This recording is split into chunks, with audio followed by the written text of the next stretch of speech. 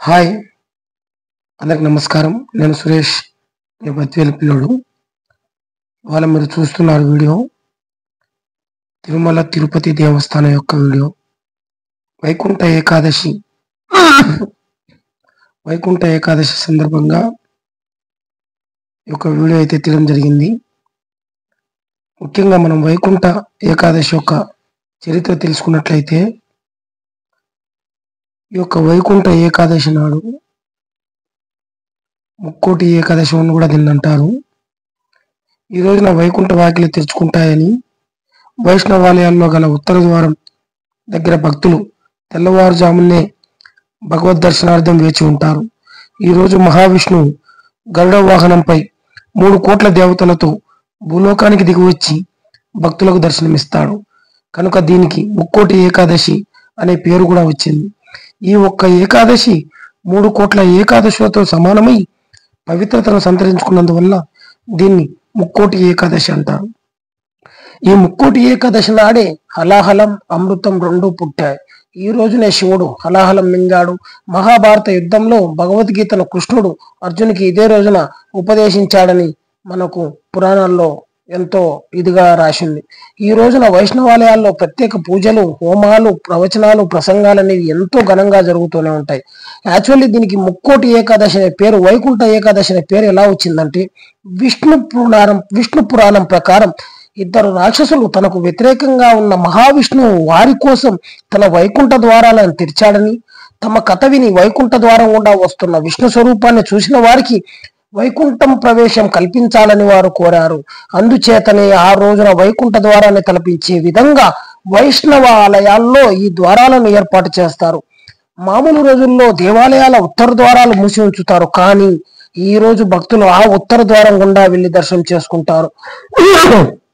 తిరుపతిలో కూడా ఈ రోజున వైకుంఠం దాటిపేట ఉన్న ప్రత్యేక ద్వారాన్ని తెరిచి ఉంచుతారు. పద్మ పురాణం ప్రకారం విష్ణువు నుంచి ఉద్భవించిన శక్తి మురా అనే రాక్షసులు సంహరించిన రోజున వైకుంఠ ఏకాదశి. అలాగే మనం చెప్పుకుంటూ పోతే చాలా వీటి యొక్క ప్రత్యేకతలు చాలా ఉన్నాయి. మనము ఇప్పుడు ఆల్రెడీ మనం చెప్పుకున్నట్టు, ఏదైతే 2 రాక్షసులు ఆ యొక్క విష్ణువుని మా యొక్క తప్పులు క్షమించి మాకు వైకుంఠ ద్వారం ప్రవేశించాలని కోరగా, ఏకాదశి రోజున ఆ విష్ణు భగవానుడు వారికి వైకుంఠ ద్వారం ప్రవేశం అనేది కల్పిస్తాడు. అందుకే దీనికి ఎక్కువ వైకుంఠ ఏకాదశి అనే పేరు అనేది వస్తుంది.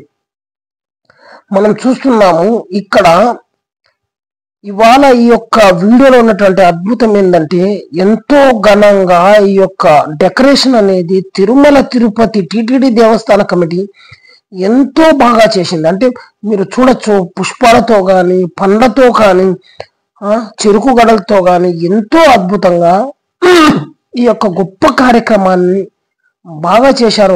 అంటే కొన్ని వందల మంది శ్రమ, కొన్ని వేల మంది కఠోర శ్రమ అనేది ఇందులో దాగి ఉంది. తిరుపతిలోని శ్రీ వెంకటేశ్వర స్వామి దేవాలయంలో కూడా దైవ దర్శనం తదనంతరం వైకుంఠ ద్వార ప్రవేశానికి అనుమతిస్తారు. మీరు గుర్తుపెట్టుకోవచ్చు, అంటే ఇప్పుడు మామూలుగా ప్రతి ఒక్క గుడిలో మనం వైకుంఠ ఏకాదశి నాడు ఏంటంటే ఉత్తర ద్వారం గుండా వెళ్తాము. అదే తిరుమలలో అలా కాదు. స్వామి వారి యొక్క దర్శన తదనంతరం ఉత్తర ద్వారం గుండా బయటకు వస్తారు. ఈ ఏకాదశికి ముందు రోజు అనగా దశమి నాటి రాత్రి ఏకాంత సేవ అనంతరం బంగారు వాకిలి మూసేస్తారు. ఏదైతే మనం వైకుంఠ ఏకాదశికి తిరుపతికి వైకుంఠ ఏకాదశి వచ్చే ముందు రోజు దశమి రోజున బంగారు వాకిళ్ళు మూసేసి వైకుంఠ ద్వారాలు తెరుస్తారు. తెల్లవారుజామున వైకుంఠ ఏకాదశి నాడు సుప్రభాతం మొదలుకొని మరునాడు అనగా ద్వాదశి నాటి రాత్రి ఏకాంత సేవ వరకు శ్రీవారి గర్భాలయానికి ఆనుకున్న వైకుంఠ ద్వారాన్ని తెరిచి ఉంచుతారు. మనం పాతకాలంలో ఏదైతే మనం తిరుమల తిరుపతి దేవస్థానానికి వైకుంఠ ఏకాదశి నాడు వెళ్ళినప్పుడు ఈ ఉత్తర ద్వారం అనేది 2 రోజులే తెరిచి ఉంటారు. అటువంటిది ఇవాళ నాడు ఈ రోజుల్లో 10 రోజులు, అంటే భక్తుల సౌకర్యార్థం భక్తులు అందరూ దర్శించుకునే విధంగా టిటిడి అనేది ఎంతో గొప్పగా ఇటువంటి గొప్ప కార్యక్రమానికి శ్రీకారం చుట్టారు. మనము అంటాము, వెంకటేశ్వర స్వామి యొక్క దర్శన భాగ్యం కలగాలంటే ఎన్నో జన్మల పుణ్యఫలం ఈ యొక్క ఎన్నో జీవరాశుల్లో మానవ జీవరాశి అనేది ఎంతో గొప్ప వరం, దేవుడిచ్చిన గొప్ప వరం. మనం ఇటువంటి గొప్ప వరంలో దైవభక్తి అనేది మనం చాటుకునేదానికి ఆ యొక్క దేవుడు మనకి ఇచ్చిన ప్రాణం అనేది ఎంతో గొప్ప విషయం. మనం చూస్తుంటాము ఇవాళ కాలంలో మనము ఇవాళ పెరిగే పిల్లలకు దైవభక్తి అంటే పెద్దగా తెలియదు, కానీ ఆ కాలంలో పెద్దల సమక్షంలో వాళ్ళు నేర్పించిన పిల్లలకు దైవభక్తి అనేది ఎంతో అమోఘం, ఎంతో అద్భుతం. ఏనాడైనా నాకు ఈ మధ్య కాలంలో ఒక పెద్ద ఆవిడ అన్నది, మనం ఈశ్వరునికి బొడ్డు పెట్టినట్టు అడ్డబొట్టు పెట్టినా, వెంకటేశ్వర స్వామికి విష్ణు సహస్రనామం పెట్టినా కూడా, ఎటువంటి భక్తితో నువ్వు చేసినా కూడా, ఏదైతే నువ్వు నీ కుడి చేత్తో దానం చేయనిదే నీకు ముక్తి అనేది ఆ వెంకటేశ్వర స్వామి ప్రసాదించడు అని. అంటే దాని అర్థం ఏంటంటే, మనం అన్నదాన కార్యక్రమం అంటే ఏదైతే మనకు తోచిన కాడికి మన చేత్తో నలుగురికి పెట్టబట్టి ఆ యొక్క అన్నదాన కార్యక్రమం అనేది మన చేత్తో పిరికడి మెతుకులు పక్కవాడికి పెట్టినప్పుడు, అటువంటి గొప్ప కార్యక్రమాలు చేపట్టినప్పుడు ఆ స్వామి కూడా ఎంతో అద్భుతంగా సంతోషిస్తాడు. మనం చూస్తున్నాము ఇక్కడ మనం తీసిన వీడియోలు ఎన్నో రకాల పండ్లతో, ఎన్నో రకాల పూలతో మనం చూసాము.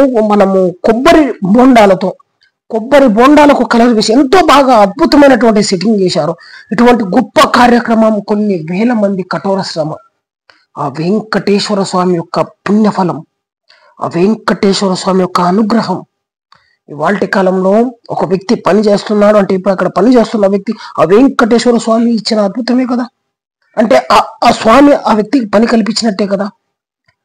ఎన్నో మన ఈ మధ్య కాలంలో ఎంతో మంది మేధావులు అంటుండేవారు, మనము పని చేయడం కాదు, నలుగురికి పని కల్పించాలి, అప్పుడే మనం మన యొక్క ఉన్నత విద్యకు కానీ, మన యొక్క ఉన్నత శ్రమకు కానీ, మనకు ఉన్నటువంటి తెలివి కానీ, మనం ఇవాళ కాలంలో 10 మందికి పని కల్పించడం అనేది ఎంతో అదృష్టం మనకి. అటువంటి గొప్ప చరిత్ర మీరు చూస్తున్నారు. ఇటువంటి కఠోరమైన ఖచ్చితమైన శ్రమం చేయడానికి కొన్ని వేల మంది కార్మికులు కష్టపడి ఉంటారు. దీనివల్ల ఇదంతా ఆ వెంకటేశ్వర స్వామి దయవల్లే కదా. అటువంటి దేవుడు మనం చూస్తున్నాం ఎంతో అద్భుతంగా. నేను అడిగాను కొన్ని పూలు, ఈ పూల పేరు ఏంటి అనుకున్నా. ఒక అతను అన్నాడు, వీటి పూలు చాలా పేర్లు చెప్పాడు అతను. ఏమయ్యా నీకు ఎలా తెలుసు అంటే, మేము గత కొన్ని సంవత్సరాలుగా ఈ యొక్క పూల డెకరేషన్ లోనే మేము ఉంటాము, మా వృత్తి అది అని చూస్తున్నాము. ఆ కొబ్బరి బొండాలకైతే ఒక ఆమె చేయబట్టుకొని దాన్ని తిల్లుతున్నది. ఆ కొబ్బరి బొండాలు అయితే ఎంతో అద్భుతంగా భలే ఉన్నాయి. అసలు మీరు చూడొచ్చు, ఈ స్మృతి వనం అనేది ఆ వెంకటేశ్వర స్వామి వైకుంఠం నుండి భూమి మీదకి వచ్చి ఆ వనంలో కూర్చొని కాసేపు ముచ్చటిచ్చి మళ్ళీ వెళ్ళినంత విధంగా ఉంది. ఇంతటి అద్భుతము మీరు వీడియోలో చూస్తేనే ఇలా, ఒకవేళ నిజంగా మీరు చూసి ఉంటే కమెంట్ బాక్స్ లో కామెంట్ పెట్టండి. ఇంతటి గొప్ప అదృష్టం వెంకటేశ్వర స్వామి ఇచ్చిన గొప్ప వరం. మనం అంటుంటాము విష్ణు పురాణం అని. విష్ణు అంటే ఎవడయ్యా? విష్ణు అంటే వెంకటేశ్వర స్వామి. కలియుగం, ద్వాపర యుగం, త్రేతాయుగం ఆ విష్ణు అన్న వెంకటేశ్వర స్వామి అన్న ఇద్దరు ఒకటే అయ్యా. అటువంటి వెంకటేశ్వర స్వామి యొక్క కళ, అద్భుత నైపుణ్యం మీరు చూస్తున్నారు. అసలు నేను అడిగాను ఒక అతన్ని, అసలు డెకరేషన్ ఎట్లా చేశారంటే, మేము చాలా మంది ఎంతో కష్టపడి డెకరేషన్ చేశామని. మీ కష్టానికి హ్యాట్స్ ఆఫ్ అయ్యా. వెంకటేశ్వర స్వామి దివి నుంచి భూమికి వచ్చేసి మీ కష్టాన్ని చూస్తున్నాడయ్యా అని మీరు చూడండి ఒకసారి. అసలు మనము ఇంట్లోనే ఒక్క పక్క అలంకరించాలంటే చేయలేకుండా చూడ, ఆ వెంకటేశ్వర స్వామి ఎంత బాగా వచ్చి ఆ పొదల చెట్లలో, అసలు ఆ పనుల మధ్యలో ఆయన వచ్చి కూర్చున్నాడు అంటే ఎంత అద్భుతం, ఎంత గొప్పతనం. అటువంటి గొప్పతనానికి మా యూట్యూబ్ ఛానల్ తరపున మేము హ్యాట్స్ ఆఫ్ అయ్యాము, కార్మిక వందనానికి. అలా చూడండి మీరు ఒకసారి, ఆ పూలు కానీ ఆ పండ్లు కానీ ఎంతో అద్భుతం. ఎంతో మంది ఇటువంటి వీడియోలు పెట్టింటారు, మేము పెట్టలేదనలేము, కానీ ఇంతటి వీడియోలు ఈ యొక్క జనాలకు అర్థమయ్యేటట్టు చెప్పడం అనేది మా యొక్క యూట్యూబ్ ఛానల్ ప్రత్యేకత. అంటే మేము గొప్ప అనడం లేదయ్యా, ఆ వెంకటేశ్వర స్వామిని మేము గొప్ప అంటున్నాం. మీరు అనొచ్చు, ఏమయ్యా వెంకటేశ్వర స్వామి గొప్పనా, మిగతా దేవుళ్ళు గొప్ప? మేము ఏది తప్పు తీసేయడం లేదయ్యా. కానీ ఈ వైకుంఠ ఏకాదశి నాడు ఆ వెంకటేశ్వర స్వామి దివి నుంచి భూమికి వచ్చి మా యొక్క తోటలో కూర్చున్నట్టు ఎంతో అద్భుతం. ఆ యొక్క పనులు మీరు చూడండి, ఆ యొక్క పనుల సెట్టింగ్ కానీ, ఆ వెంకటేశ్వర స్వామి చుట్టూ ఆ చెరుకు గడలు కానీ, ఎన్నో రకాల పూలయ్యా. మీకు తెలియదు అసలు, ఎంచుకుంటే అసలు పేరు మనం చెప్పలేమయ్యా, అసలు ఎంచుకుంటే ఎన్ని రకాలు ఎంచలేమయ్యా. అటువంటి ఎన్నో రకాల పూలతో అద్భుతంతో ఆ యొక్క మీరు చూడండి, ఎంత గొప్పటి అవకాశము వెంకటేశ్వర స్వామి యొక్క దర్శన భాగ్యం వైకుంఠంలో కలగాలంటే. ఓ వెంకటేశ్వర స్వామి, మేము చేసిన తప్పులు ఒప్పులు క్షమించు స్వామి. మాకు తెలియక మేమేమైనా తప్పులు చేసినట్టు మమ్మల్ని క్షమించు స్వామి. తెలిసైతే మేమే తప్పు చేయలేదు. నీ యొక్క దర్శన భాగ్యం కల్పించు స్వామి. ఎందుకంటే కొంతమంది ఎంతో బాధపడుతుంటారు, మీకు తెలియదు అసలు. ఇవాళ కాలంలో చాలా మంది వెళ్తుంటారు, వస్తుంటారు, తిరుమలకి దగ్గరగా వెళ్తుంటారు, వస్తుంటారు. కానీ ఒక వ్యక్తి పడే బాధ మీకు తెలియదు. వెంకటేశ్వర స్వామి లాగా దర్శనం కలిగించే ఒక్కొక్క వ్యక్తికి 10 సంవత్సరాల వరకు దర్శనం కలగలేదంట. ఇది నిజమా అబద్ధం అంటారా? నిజమే. ఒక వ్యక్తికి చూడండి, ఆ వెంకటేశ్వర స్వామి, ఆ పద్మావతి అమ్మ వాళ్ళు చూడండి, మీరు ఆ కింద జూమ్ చేశాను నేను. ఆ యొక్క పండ్లు కానీ, ఆ యొక్క పూల మధ్యలో కానీ ఒక లైన్ గా లెవెల్గా అంతటి గొప్ప మహానుభావుడయ్యా వెంకటేశ్వర స్వామి. ఆయన ఆజ్ఞ లేనిది, ఆయన తలుచుకునేది ఏ పని కాదన్న విధంగా చూడండి మీరు. ఆ పైన లైటింగ్ డెకరేషన్ కానీ, ఆ పూలకు కానీ ఎంతో అద్భుతమైన దేవుడు. ఎంతో మంది మనతో అన్నారయ్యా, మాకు దర్శన భాగ్యం కలగలేదయ్యా, 10 సంవత్సరాల నుంచి ఆ వెంకటేశ్వర స్వామి పిలిచలే. కానీ ఎవరినైతే పిలిచాడో వాళ్ళు వెళ్ళండి, దర్శనం చేసుకోండి. మేము రాలేము కుదరదు, ఇక్కడే కదా, దగ్గరే కదా, మళ్ళీ వెళ్దాంలే అనగాకండి. ఎవరికైతే వెంకటేశ్వర స్వామి దర్శన భాగ్యం కలుగుతుందో మీకు చాలు, ఆ జన్మ ధన్యం. మీకు తెలియదండి. ఈ మధ్యకాలంలో మేము చాలా మందితో మాట్లాడాము. ఏమయ్యా అంటే వాళ్ళు చెప్పిన మాటలు, దర్శన భాగ్యం కలగలేదయ్యా మాకు. ఆ వెంకటేశ్వర స్వామి మేమేం తప్పులు చేశాము, ఏం పాపాలు చేశాము, మేము తెలిసి ఎటువంటి తప్పులు చేయలేదు, తెలియక ఎటువంటి పాపం చేయలేదు. కానీ ఆ యొక్క వెంకటేశ్వర స్వామి దర్శనం కోసం పడిగాపులు కాసి ఉన్నామయ్యా. ఇప్పటికి మాకు 10 సంవత్సరాలు అయిందయ్యా అని. ఎందుకు అలా అంటే, మనం అంటాం కదా, జన్మలో ఈ జన్మలో చేసిన పాపం రేపు జన్మలో కలిసి వస్తుందని. అందుకే మనం అంటాం, చాలా మందికి ఈ మధ్యకాలం మేము చెప్తుంటాం, అయ్యా ఎవరికైనా మీకు తోచిన కాడికి పెట్టండి, ఒకటి తినగాకండి అని. అంతటి గొప్ప వెంకటేశ్వర స్వామి యొక్క చరిత్ర విన్నా జన్మ తల్లి. నాకు నేను తిరుమల మొత్తం జనాలు తిరిగినా కూడా ఎక్కడా లేని సంతోషం లోపల, ఆయనకున్న సంతోషం కూడా ఎక్కడొచ్చి, ఈ సంతోషం అనేది ఇక్కడికి వచ్చింది. మీరు చూస్తున్నారు, ఆ వెంకటేశ్వర స్వామి వారు వచ్చి ఈ యొక్క అద్భుతమైన ఒక వనంలో మాదిరిగా, అంటే మనం అంటాము చెట్లుంటే వనం అంటాము, పండ్లుంటే పండ్ల రసం అంటే పళ్ళ తోట అంటాము. కానీ ఇక్కడ దీనికి ఒక పేరు పెట్టలేమయ్యా.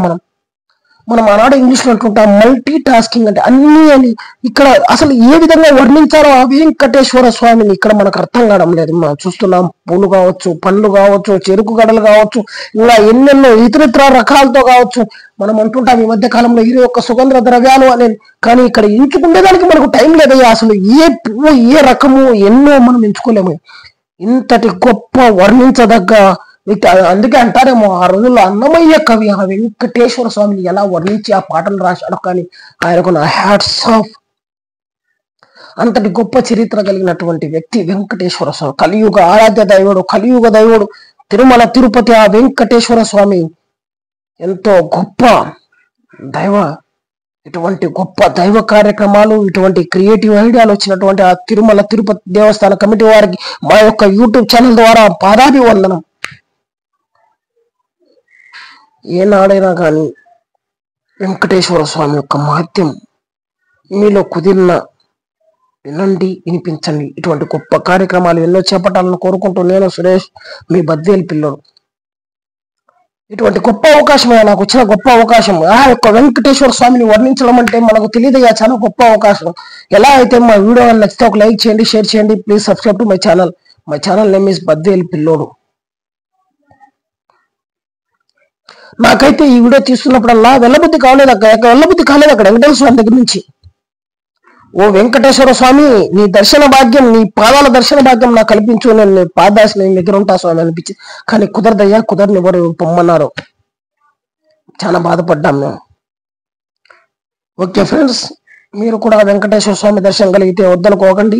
అలాగే మా ఛానల్ ఎవరైనా సబ్స్క్రైబ్ చేయని వారు ఉంటే please subscribe to my channel. మరొక్కసారి ఇంకా ఇటువంటి గొప్ప దైవ కార్యక్రమ వీడియోలు ఎన్నో తీయాలని, ఎన్నో అప్లోడ్ చేయాలని నాకు మీ యొక్క సబ్స్క్రైబర్స్ యొక్క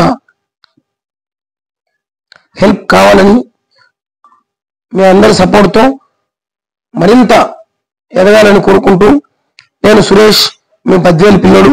okay, bye everyone and bye. మరొక్కసారి మా ఛానల్ ఎవరైనా సబ్స్క్రైబ్ చేయని వారు ఉంటే please subscribe to my channel. Om నమో వెంకటేశాయ, ఓం నమో వెంకటేశాయ, ఓం నమో వెంకటేశాయ.